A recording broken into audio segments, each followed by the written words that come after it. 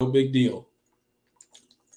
I appreciate you you popping on for a few minutes, and it's actually perfect timing because I was just talking about UGA and some of the research that I did on them and some questions that I had for UGA heading into the 2024 season.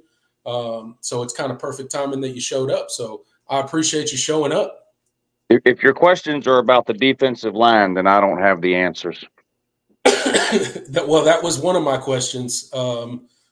Somebody in the chat was mentioning that you guys are down 2 defensive tackles, and obviously, if anybody is equipped for attrition, especially on the defensive side of the ball, it's Georgia. But again, some of those guys rolling out there may be a little unproven, if you will. Yeah, they're not that deep at D line, really. I mean, that was the weak spot last year, and right. I mean, so they have most of the guys back. So I mean, you know, Warren Brinson, Christian Miller, Nazir Stackhouse. I mean, these are names that Georgia fans will know. They all played last year, but they're not.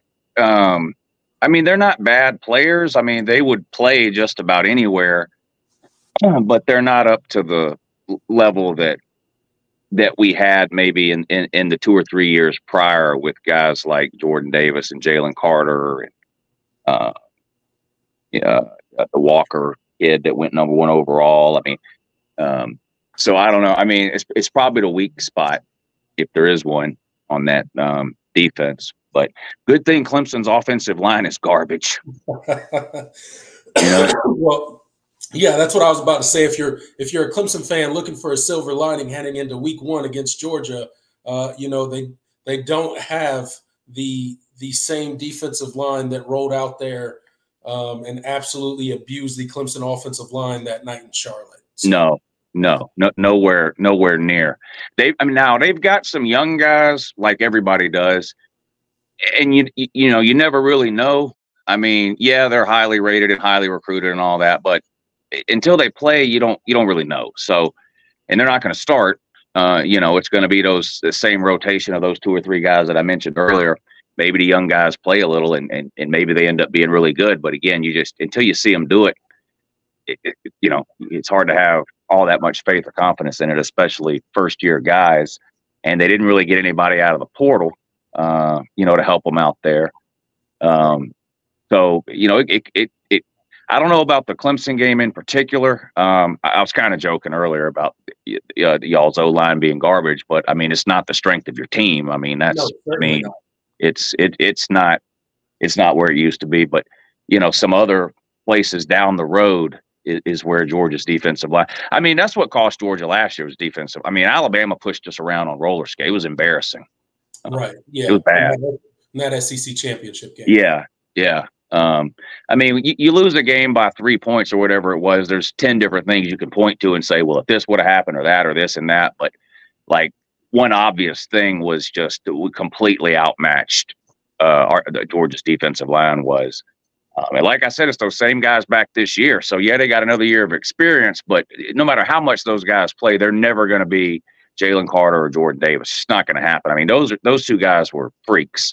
And now y'all get guys like that every year on the defensive line, but and Georgia does recruit well, but for whatever reason, like defensive line and wide receiver, I don't know. It's like a feast or famine thing. It seems like Georgia it gets lucky really at those 2 positions. I mean, you look at Jordan Davis, the guy was a 3-star. Nobody wanted him really, and he was one of the best we've ever had.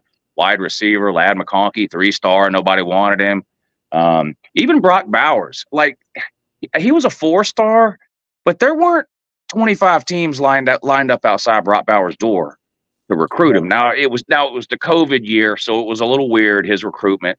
But so Georgia's been lucky in a couple of cases along the defensive. Well, I won't say luck. I mean, they scout the guys and they obviously think that they have potential. That's why they bring them in. But compared to other positions, like linebacker and defensive back, where Georgia pretty much gets.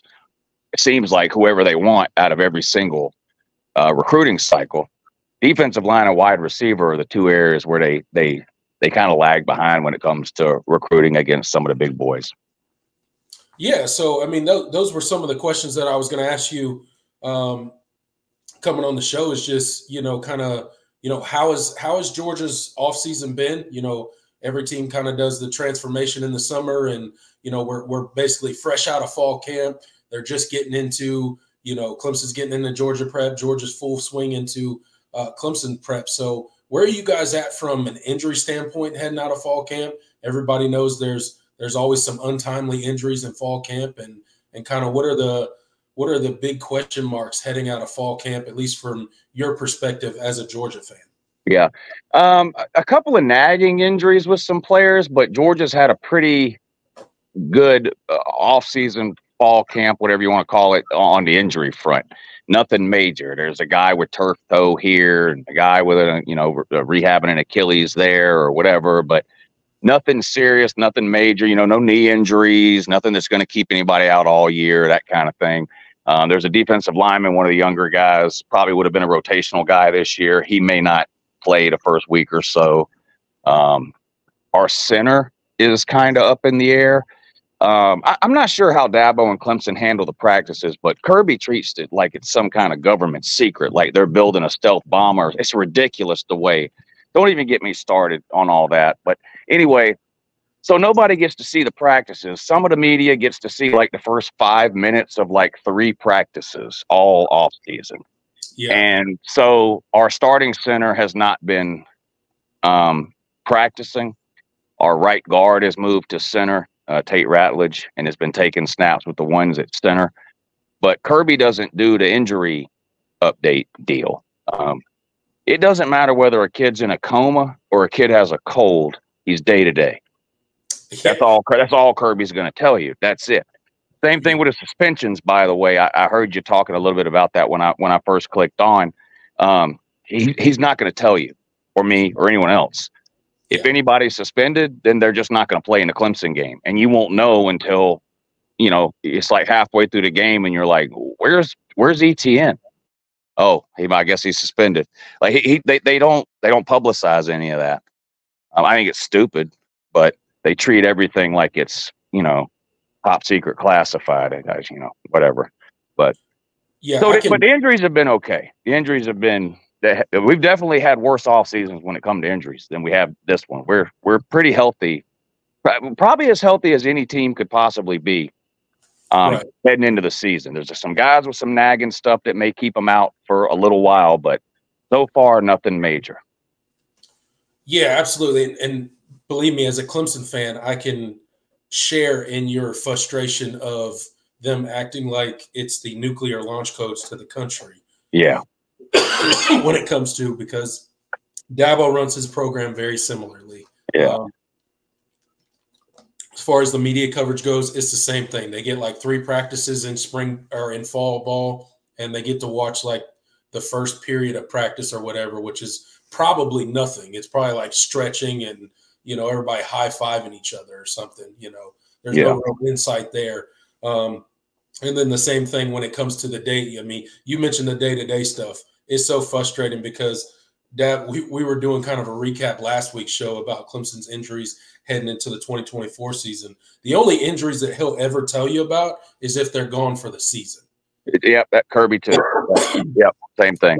So he mentioned the 3 guys that were gone for the season, and the rest of the people are just day to day, which Dabo could mean a month, 2 weeks, a day, or halfway through the season. I remember George Pickens had that injury at UJ a few years ago, and every week he was playing next week. He's running at 80%, and he's probably going to be dressed out. It'd probably be good. And every week he never played. And then he ended up playing like 3 snaps in the SEC championship game, 5 snaps in the first playoff game, and like 5 snaps in the second. And that was all we saw of him his last year at Georgia. But they always tell you come back tomorrow. Didn't he not even play until like, last few games of the season that year? He didn't play at all until the SEC championship game. And he was really just a decoy in that thing. I think he caught 1 pass in that. He played 3 snaps and caught 1 pass in the SEC championship game, and then had a couple of catches in the playoffs, and that was it. He was off to the NFL. Best receiver, definitely the best receiver we've had since A.J. Green, and we really only got him for about a year and a half. He didn't play much his freshman year. played his second year, and then hardly played his third year, and then he was gone. College football is even more exciting with some action on the line. And the games are even better when you're cashing in. And the Voice of College Football is the place to be to get the greatest value. Let's start with my picks. 75% against the money line, 58% against the spread. I've got a 40-year track record. In fact, in 2023, at $100 played per game, you would have netted over $9,300. And guess what? I'm just the warm-up act. Steve Merrill, our ace in the hole, show stopper from Wager Talk. 6 years with the Voice of College Football, over 30 years in the industry. Steve gives us analysis on all the big games, but you can't miss Steve's weekly under-the-radar pick, which went 21-5 against the spread the last 2 seasons. I repeat, 21-5 against the spread. You also get picks from some of our top analysts here at the Voice of College Football, including Steve Dace and Matt Zemek. Become a YouTube channel member or Patreon member for just $99 per month. Go to the main channel on YouTube, click join, and select the betting tier. Do the same thing on Patreon. Make 2024 a winner now.